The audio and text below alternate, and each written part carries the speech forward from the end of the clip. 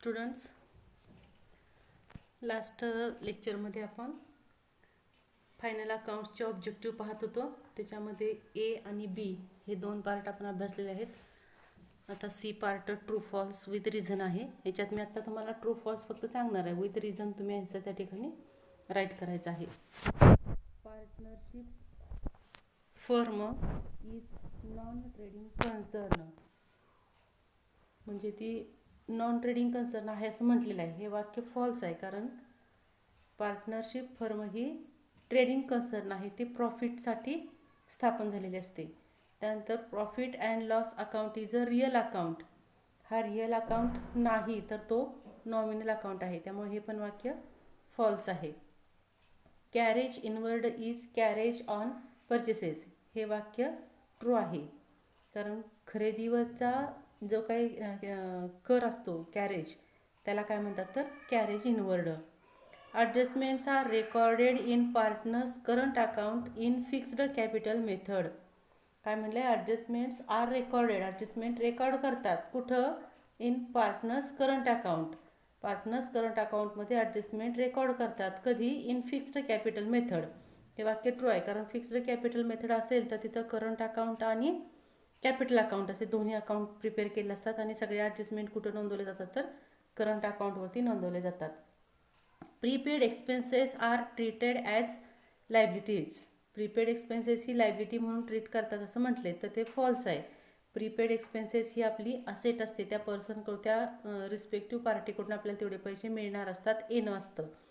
If partnership deed is silent, partner share profits and losses in there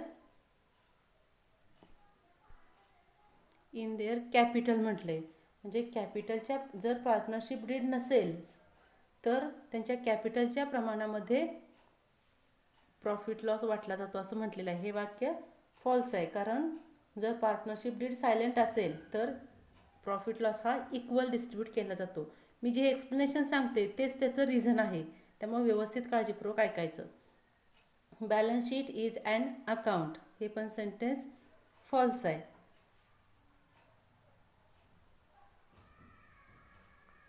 false, कारण balance sheet हे account नसून ते एक statement आहे.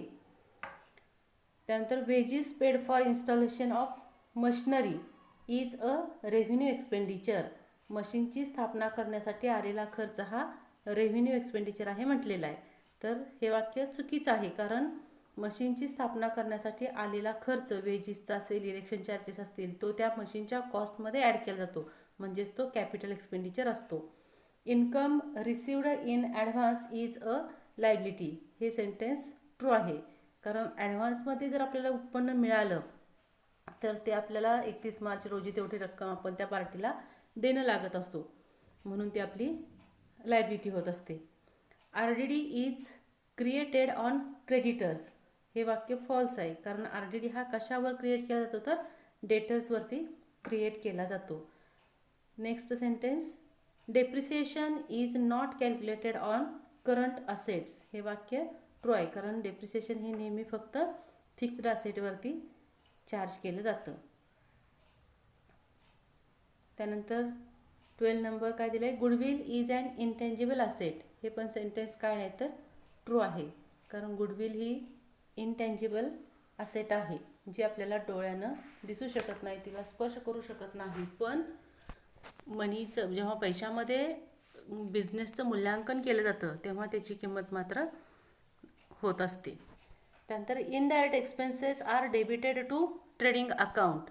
हे सेंटेन्स फॉल्स आहे, कारण ट्रेडिंग अकाउंटच्या डेबिटला डायरेक्ट एक्सपेन्सेस लिहितात आणि प्रॉफिट लॉसच्या डेबिटला इनडायरेक्ट एक्सपेन्सेस लिहिले जातात. Bank loan is a current liability. हे पण वाक्य फॉल्स आहे, कारण करंट लायबिलिटी म्हणजे एक वर्षापुरती किंवा एक वर्ष किंवा एक वर्षापेक्षा कमी लाईफ असतं. पण शक्यतो बँकेकडून जेव्हा आपण कर्ज घेतो ते एक वर्षापेक्षा जास्त कालावधीसाठी बँकेकडून कर्ज हे घेतलं जातं, म्हणून बँक लोन ही करंट लायबिलिटी नाही, तर ती लॉंग टर्म लायबिलिटीमध्ये येत असतं. त्यानंतर net profit is debit balance of profit and loss account. Debit balance म्हटले, आता डेबिट बॅलन्स जर म्हणतो आपण तेव्हा प्रॉफिट लॉसची डेबिट साईड ही जास्त असते, म्हणजे क्रेडिटला फरक येतो तेव्हा तो नेट लॉस असतो. म्हणून जर डेबिट बॅलन्स असेल तर तो नेट प्रॉफिट हे वाक्य चुकीचं आहे. आता यानंतर आपल्याला फाइंड ऑड वन सांगितलेलं आहे, म्हणजे ह्या ग्रुपमध्ये एक आयटम चुकीचा आहे, ऑड आहे, तो आपल्याला शोधून काढायचा आहे. तर आता पहिल्यांदा काय दिले, वेजेस, सॅलरी, रॉयल्टी आणि इम्पोर्ट ड्युटी. तर यात ऑड काय निघते तर सॅलरी, कारण राहिलेले आयटम आहेत ते ट्रेडिंग अकाउंटचे आहेत आणि फक्त सॅलरी हा आयटम तेवढा प्रॉफिट लॉसचा आहे. त्यानंतर पोस्टेज, स्टेशनरी, इथं कॉमा आहे बघा, कॉमा द्या, स्टेशनरी, ॲडव्हर्टायझिंग आणि परचेसेस. आता हे पहिले 3 आयटम आहेत हे प्रॉफिट लॉसचे आहेत आणि परचेसेस हा एक आयटम तेवढा ट्रेडिंग अकाउंटचा आहे. त्यानंतर capital, bills receivable, reserve fund आणि बँक ओव्हरड्राफ्ट. याच्यात बिल्स रिसिवेबल हे ऑड वन निघते, कारण ते असेट आहे, बाकी 3 आहेत त्या लायबिलिटी आहेत. नंतर बिल्डिंग, मशिनरी, फर्निचर आणि बिल्स पेएबल, याच्यात बिल्स पेएबल, बाकी सगळ्या असेट, बिल्स पेएबल तेवढी liability. Discount received, dividend received, interest received आणि डेप्रिसिएशन, हे सगळे रिसिवड आहे ते इन्कम आहेत आणि डेप्रिसिएशनच तेवढा लॉस किंवा एक्सपेन्सेस, म्हणजे प्रॉफिट लॉसच्या डेबिटचे आयटम, बाकी सगळे प्रॉफिट लॉसच्या क्रेडिटचे आयटम आहेत. त्यानंतर कंप्लीट द सेंटेन्सेस आहे, म्हणजे थोडक्यात हे फिल इन द ब्लँक्स आहे. तर आता इथं पहिलं वाक्य बघा काय दिलं आहे, partners share profits and losses in dash ratio in the absence of partnership deed. जर पार्टनरशिप डीड नसेल तर प्रॉफिट लॉसचा रेशो हा इक्वल असतो. स्पेलिंग व्यवस्थित बुकमध्ये बघून लिहा आणि कंप्लीट द सेंटेन्स हे वाक्य लिहिताना कंप्लीट वाक्य लिहायचं आणि जिथं रिकामी जागा आहे तिथं अंडरलाईन करायची. Second sentence, registration of partnership is dash in India. म्हणजे पार्टनरशिप फर्म असेल त्याचं रजिस्ट्रेशन भारतामध्ये कसं आहे तर कंपल्सरी आहे, एक ऑप्शनल आहे, ऑप्शनल आहे, त्यामुळे आन्सर येणार optional. Third, partnership business must be lawful, कायदेशीर व्यवसाय हा असला पाहिजे. Next, liabilities of partners in partnership firm is, म्हणजे भागीदारी संस्थेमध्ये पार्टनर्सची जबाबदारी ही कशी असते, अनलिमिटेड, रिकामी जागा unlimited. Fifth one, the balance of drawing account of a partners is transferred to his dash account under the fixed capital method. काय म्हटलं का, बॅलन्स ऑफ ड्रॉइंग अकाउंटचा balance is transferred to his, कुठं transfer करायचा, dash account, कोणत्या अकाउंटवर, कधी तर under fixed capital method. Fixed capital method असेल तर आपण करंट अकाउंट ओपन करतो आणि ड्रॉइंगचे अमाऊंट कुठं ट्रान्सफर करणार आपण, करंट अकाउंटला. Sixth, interest on capital of a partner is debited to, पार्टनर्सच्या कॅपिटलवरती जे इंटरेस्ट दिलं जातं ते कोणत्या अकाउंटला डेबिट टाकलं जातं तर प्रॉफिट अँड लॉस अकाउंटला. 7 number, partners are dash liable for the debts of the firm, म्हणजे फर्मचं देणं असतं त्यासाठी पार्टनर्स कसे जबाबदार असतात तर जॉईंट अँड सेव्हरल, म्हणजे सगळे एकत्रितरित्या ते जबाबदार असलेले दिसून येतात. त्यानंतर 8 number, partnership deed is and dash of partnership, ते काय तर article, partnership deed is and article of partnership. त्यानंतर 9 number, the withdrawal by partner for personal use from the firm is dash to his account. Withdrawal म्हणजे उचललेले आहेत, withdrawal by पार्टनरने उचलले कशासाठी, for personal use from the firm. मग म्हणजेच हे काय झाले तर ड्रॉइंग झाले. मग हे काय करायचं तर त्याच्या अकाउंटला काय करायचे, डेबिट टाकायचे, म्हणजे आन्सर काय येणार आहे तर डेबिटेड. त्यानंतर commission payable to partner is dash of firm, पार्टनरना जे कमिशन द्यायचं आहे ते फर्मची काय तर जबाबदारी आहे, लायबिलिटी आहे. त्यानंतर 11, when partners adopt fixed capital method, पार्टनर्सनी कोणती मेथड वापरली, फिक्स्ड कॅपिटलची. Then they have to operate dash account. ते कोणतं अकाउंट ओपन करतात त्यावेळेला? Current account, partners current account. If partners current account shows dash balance it is shown to the liability side of balance sheet. मी सांगितलं होतं बघा, असेट्सचे balance debit असतात आणि लायबिलिटीचे बॅलन्स क्रेडिट असतात. मग इथं कुठं आपल्याला शो करायचं आहे? लायबिलिटीला. म्हणजे लायबिलिटीचा इथं कोणता बॅलन्स पाहिजे? तर क्रेडिट बॅलन्स पाहिजे. क्रेडिट म्हणजे CR पूर्ण लिहायचं नाही, फक्त CR लिहायचं नाही तर त्याचं पूर्ण स्पेलिंग त्या ठिकाणी मेन्शन करायचं. त्यानंतर next 13 number, the expenses paid for trading purpose are known as dash. Trading पर्पजसाठी, व्यापारी पर्पजसाठी जो खर्च केला जातो त्याला काय म्हणतात? तर ट्रेड एक्सपेन्सेस. त्यानंतर cash receipts which are recurring in nature are called as dash receipts. जे पैसे आपल्याला रेग्युलर किंवा रिकरिंग नेचरमध्ये मिळतात त्याला काय म्हणतात? तर revenue receipts. Return outward are deducted from. Return outward हा कशातून लेस करतात, डिडक्ट करतात? तर परचेसेसमधून. त्यानंतर 16 number, expenses which are paid before due date are called as. Expenses which are paid, खर्च दिलाय कधी? Before due date. म्हणजे ड्यू डेट म्हणजे देय दिनांक होण्याआधीच आपण जर पैसे दिले असतील खर्चाचे तर त्याला प्रीपेड एक्सपेन्सेस असं म्हणायचं.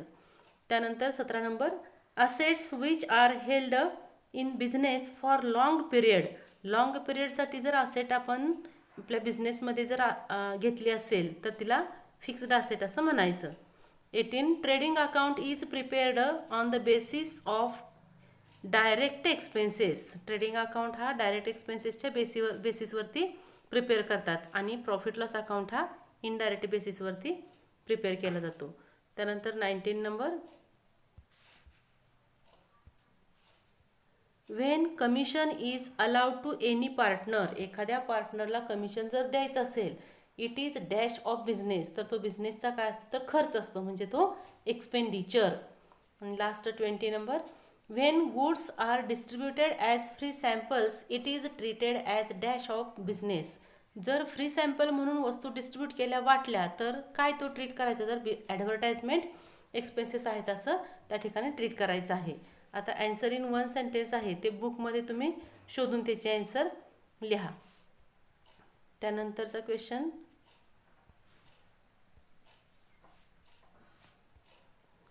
डू यू ॲग्री और disagree with the following statements. 1 number दिलं आहे. आता इथं जर ॲग्री असेल तर मी टिक करते त्या ॲन्सरला. हे ट्रू फॉल्ससारखंच आहे, फक्त इथं विथ रिझन नाही. फक्त ट्रू आहे का फॉल्स आहे, म्हणजे ॲग्री आहे का डिसॲग्री आहे ते सांगायचं आहे. When partnership deed is silent. Deed silent आहे. Partners share profits of the firm according to capital ratio. Capital रेशोनुसार मग तिथं ते प्रॉफिट वाटून घेतात. तर हे चुकीचं आहे, ते इक्वल वाटून घेत असतात, म्हणजे हे डिसॲग्री आहे. Current account always show debit balance. Current account नेहमीच डेबिट बॅलन्स दर्शवतो असं म्हटलं आहे, पण तो डेबिट पण येऊ शकतो किंवा क्रेडिट पण येऊ शकतो, त्यामुळे हे पण वाक्य disagree. It is compulsory to have partnership agreement in writing.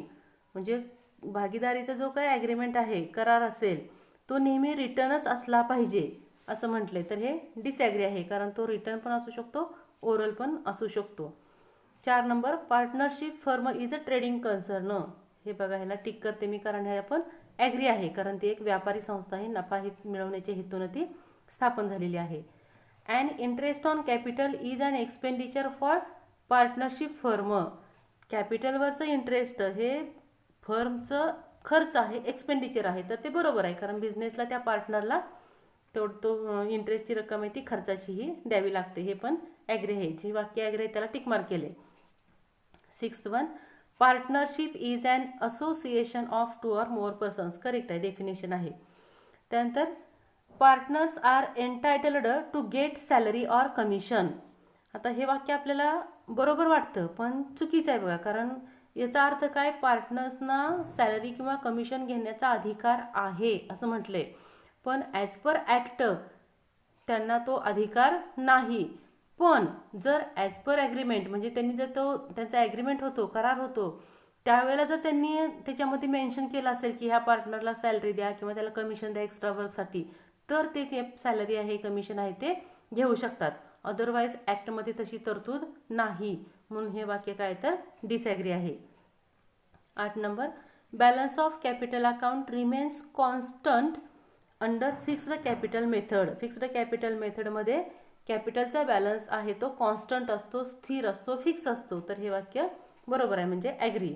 The Indian partnership act came in to existence in the year 1945. वाक्य चुकीचं आहे, डिसॲग्री आहे. 1932 पासून कम इन एक्झिस्टन्स आहे. त्यानंतर 10 number, profit and loss account reflects the true financial position. Wrong आहे, कारण financial position हे बॅलन्स शीट दर्शवित असतं. त्यानंतर 11 number, amount borrowed by partner from his business will be debited to current account. हे वाक्य ॲग्री आहे, कारण पार्टनरनी व्यवसायातून पैसे उचलले म्हणजे ते ड्रॉइंग झालं, तर ते करंट अकाउंटच्या डेबिटला नोंदवलं जातं. ते वाक्य ॲग्री आहे, बरोबर आहे. Sold but undispatched goods must be part of valuation of closing stock. वस्तू विकल्या, डिस्पॅच झाल्या, बट काय म्हणतात, सोल्ड बट अनडिस्पॅच्ड गुड्स, विक्री झाली पण अजून डिस्पॅच झालेल्या नाहीत, तर तो डिस्पॅच म्हणजे त्या ठिकाणाहून गेलेले नाहीत, तर ते व्हॅल्युएशन ऑफ क्लोजिंग स्टॉक होतं. तर हे वाक्य चुकीचं आहे. त्यानंतर carriage inward is a selling and distribution overhead. नाही, कॅरेज इनवर्ड हा सेलिंग डिस्ट्रीब्युशनचा खर्च नाही, तर तो परचेसेसचा खर्च आहे. Gross profit is and operation profit. Wrong, तो ट्रेडिंग प्रॉफिट आहे. त्यानंतर all financial expenditure are debited to profit loss account. हे वाक्य बरोबर आहे, कारण फायनान्सचा खर्च आहे तो प्रॉफिट लॉसच्या डेबिटला मेन्शन करतात. Free distribution of goods is debited to credit account. Trading अकाउंटच्या डेबिटला लिहित नाहीत, तर ते ट्रेडिंग अकाउंटच्या क्रेडिटला लिहितात, त्यामुळे हे पण फॉल्स आहे, डिसॲग्री आहे. आता याच्यानंतर आता इथे कॅल्क्युलेट द फॉलोइंग. हा पार्ट मी तुम्हाला बोर्डवरती शिकवते. हे सगळे ऑब्जेक्टिव्ह आहेत ते तुम्ही तुमच्या वहीमध्ये लिहून काढायचे आहेत. आणि एक होमवर्कचे 2 प्रॉब्लेम सांगते बघा. एक्सरसाइजमध्ये पेज नंबर 55 दुसरा प्रॉब्लेम आहे, तो एक सॉल्व करायचा आहे. आणि पेज नंबर 61 लास्ट 10 नंबरचा एक एक्सरसाइजमधला प्रॉब्लेम आहे. हे 2 प्रॉब्लेम तुम्ही स्वतः होमवर्क म्हणून सॉल्व करायचे आहेत.